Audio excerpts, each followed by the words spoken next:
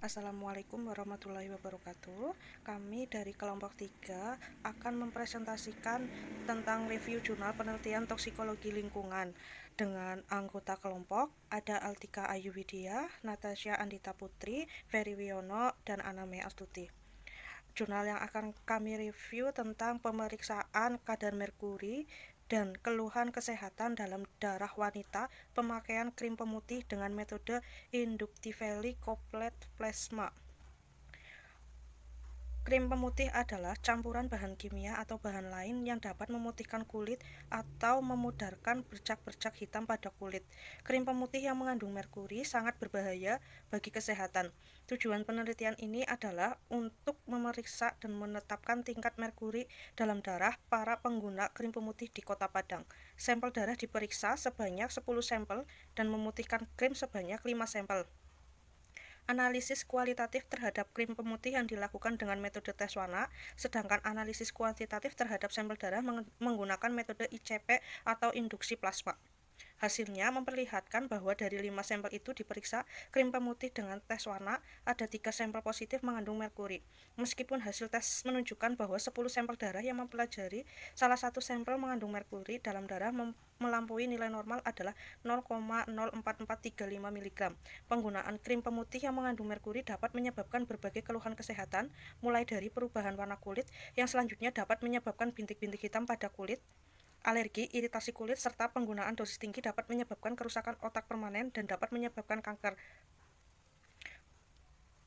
Kosmetik sejak dulu dikenal sebagai penunjang penampilan agar tampak lebih menarik. Seiring dengan berkembangnya ilmu pengetahuan dan teknologi, beragam kosmetik muncul di pasaran. Namun tidak semua kosmetik itu memenuhi aturan farmaseutika, yaitu aman, berkhasiat, dan berkualitas. Masyarakat menganggap bahwa kosmetik tidak akan menimbulkan hal-hal yang membahayakan karena hanya ditempelkan di luar kulit saja. Pendapat ini tentu saja salah karena ternyata kulit mampu menyerap bahan yang melekat pada kulit. Absorpsi kosmetik melalui kulit terjadi karena kulit mempunyai celah anatomis yang dapat menjadi jalan masuk zat-zat melekat di atasnya. Dampak dari absorpsi ini ialah efek samping kosmetik yang dapat berlanjut menjadi efek toksik kosmetik. Produk pemutih wajah saat ini banyak digunakan, bukan hanya produk yang membanjiri pasaran, tetapi juga karena dampak dari pemakaian produk tersebut. Konsumen harus berhati-hati dalam memilih kosmetik pemutih wajah karena tidak semua produk pemutih wajah yang beredar di masyarakat aman untuk dikonsumsi. Mekanisme kerja senyawa merkuri dalam memutihkan kulit berbeda-beda tergantung dari jenis senyawanya.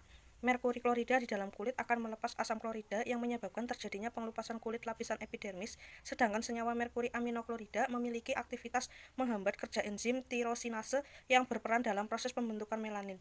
Melanin adalah pigmen coklat tua yang dihasilkan oleh melanosit dan disimpan dalam sel-sel epidermis kulit yang mempunyai fungsi sebagai pelindung epidermis dan dermis dari bahaya radiasi ultraviolet.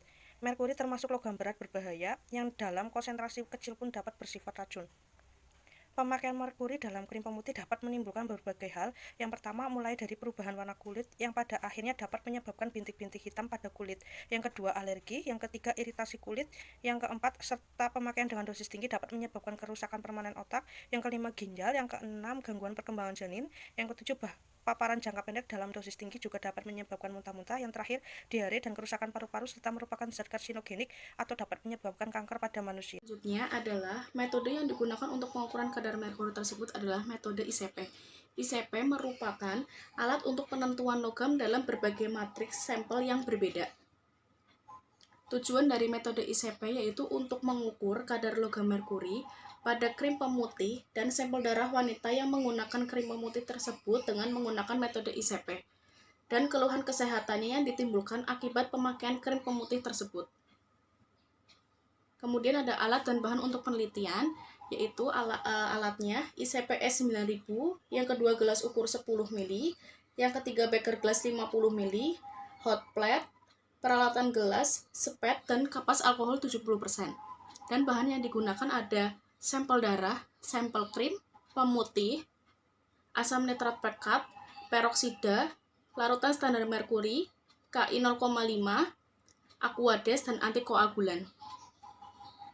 Langkah yang perlu dilakukan dalam mengidentifikasi kadar krim pemutih. Yang pertama, pembuatan larutan standar merkuri. Larutan standar dibuat dari larutan standar dengan konsentrasi 1000 mg per liter, lalu dibuat deret larutan standar dengan konsentrasi 0,02 mg per liter, 0,04 mg per liter, 0,0 mg per liter, 0,08 mg per liter, dan 0,1 mg per liter.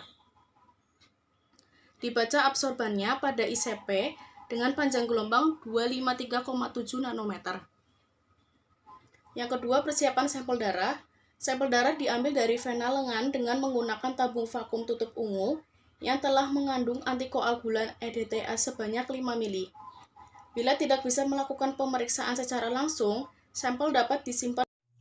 Saya akan melanjutkan presentasi tentang langkah yang diperlukan dalam mengidentifikasi kadar krim pemutih.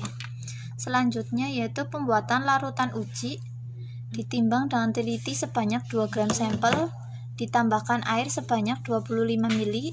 Setelah itu, tambahkan dengan campuran 10 mili larutan asam klorida dan asam nitrat. Lalu, uapkan sampai hampir kering. Pada sisa penguapan, tambahkan aquades sebanyak 10 mili, lalu dipanaskan sebentar, didinginkan dan disaring. Selanjutnya, uji kualitatif sampel krim pemutih. 1 mili larutan uji ditambahkan 1-2 tetes larutan kalium iodida 0,5 normal, lalu diperhatikan dengan saksama. Hasil menunjukkan positif jika terjadi endapan merah oranye. Selanjutnya, uji kuantitatif sampel darah. Yang pertama, sampel didestruksi basah dengan cara ambil sampel 5 mili, kemudian tambahkan 5 mili asam nitrat. Yang kedua, panaskan di hot plate pada suhu 90-120 derajat Celcius sampai uap kuningnya hilang, kira-kira selama 3 jam. Yang ketiga, kemudian tambahkan peroksida 3 mili, panaskan lagi 15 menit sampai didapatkan larutan kuning jernih. Yang keempat, dinginkan, saring dan panaskan volumenya 10 mili. Yang kelima, kemudian diukur absorbansinya menjadi ICP dengan panjang gelombang 253,7 nanometer.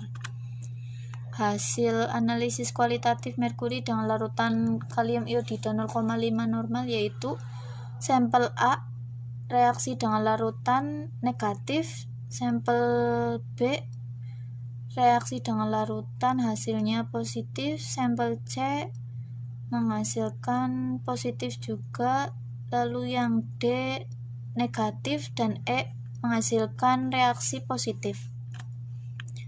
Hasil penelitian dari kelima sampel yang diuji, terdapat 3 sampel yang positif mengandung merkuri yaitu sampel B, C, E, sedangkan sampel A dan D negatif tidak mengandung merkuri. Dari 5 sampel krim pemutih yang diuji, ada 3 krim pemutih yang tidak terdapat nomor BPOM.